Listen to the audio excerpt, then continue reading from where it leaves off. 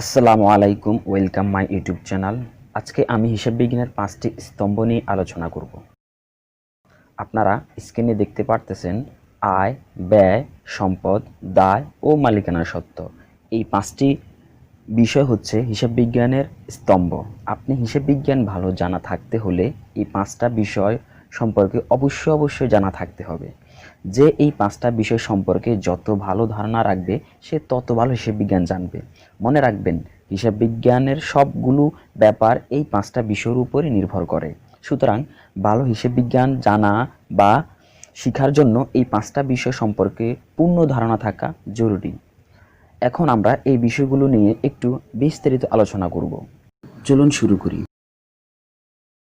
প্রথমে আমরা যে বিষয়টি নিয়ে আলোচনা করব সেটা হচ্ছে আয়। আসলে আয় কি বা কাকে বলে? মনে রাখবেন, যে সকল কারণে ব্যবসার টাকা আসে ওই সকল কারণকে আয় বলে। যেমন বিক্রয় করলে ব্যবসার টাকা আসে, সুতরাং বিক্রয় একটি আয়। আবার সুদ পেলে ব্যবসার টাকা আসে, তাই প্রাপ্ত সুদও একটি আয়। এখানে লক্ষ্য করবেন, যেসব কারণে ব্যবসার টাকা আসতেছে ওই সব কারণে হচ্ছে আয়। তারপর আমরা যে বিষয়টি নিয়ে আলোচনা করব সেটি হচ্ছে ব্যয়। ব্যয় বা খরচ কাকে বলে?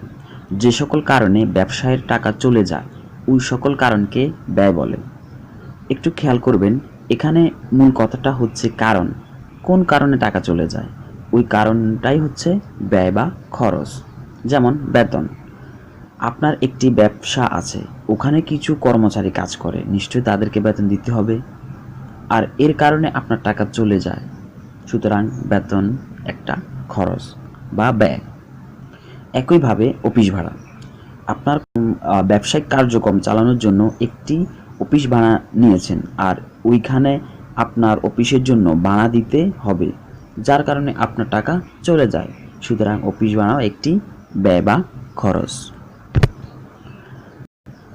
তারপর আমরা যে বিষয়টি নিয়ে আলোচনা করব সেটি হচ্ছে সম্পদ। সম্পদের সংজ্ঞা যদি আমরা বলি, ভবিষ্যতে দীর্ঘমেয়াদে কাজে দেবে এমন কিছুকে সম্পদ বলে। যেমন আসবাবপত্র, দালান কোঠা, মেশিন। আপনি যদি আসবাবপত্র, দালান কোঠা বা মেশিন নিশ্চয়ই একদিনের জন্য কিনবেন না, ভবিষ্যতের জন্য কিনবেন। মানে আপনি ভবিষ্যতে কাজ লাগানোর জন্য এগুলো কিনবেন। আমরা এখানে সম্পদ চেনার জন্য সহজ যে পদ্ধতিটি ব্যবহার করব, যে জিনিসটা নিয়ে আমরা চিন্তা করতেছি তা ভবিষ্যতে দীর্ঘমেয়াদে সুবিধা দেবে কি না, যদি দেয় তাহলে এটি সম্পদ। সুতরাং সহজ ভাষায় বলতে গেলে আগামীতে কাজে দেবে এমন কিছুই হচ্ছে সম্পদ। তারপর আমরা যে বিষয়টি নিয়ে আলোচনা করব সেটি হচ্ছে দায়। দায় কথা বলতে গেলে ভবিষ্যতে বা আগামীতে পরিশোধ করতে হবে এমন কিছুকে দায় বলে। যেমন ধরেন পাওনাদার। পাওনাদার মানে কি?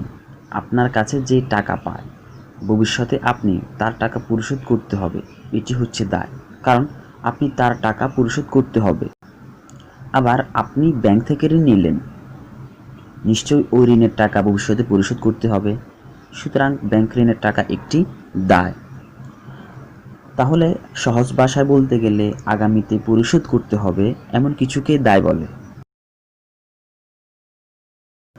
সর্বশেষ যে বিষয়টি নিয়ে আমরা আলোচনা করব সেটি হচ্ছে মালিকানা সত্ত্ব। মালিকানা সত্ত্ব হচ্ছে ব্যবসার উপর মালিকের দায়িত্ব এবং ব্যবসার উপর মালিকের অধিকার সমূহকে মালিকানা সত্ত্ব বলে। এখানে দুইটি বিষয় খেয়াল করলে দেখবেন, ব্যবসার উপর মালিকের দায়িত্ব এবং অধিকার ওইগুলো হচ্ছে মালিকানা সত্ত্ব। যেমন মূলধন। মূলধন সংগ্রহ করা হচ্ছে মালিকের একটি দায়িত্ব। আবার মুনাফা। ব্যবসায় মুনাফা অর্জিত হয় আর ওই মুনাফার উপর মালিকের অধিকার আছে, তাই মুনাফা হচ্ছে মালিকানা সত্ত্ব। সুতরাং সহজ ভাষায় বলতে গেলে ব্যবসার উপর মালিকের যে দায়িত্ব বা অধিকার তাই হচ্ছে মালিকানা সত্ত্ব।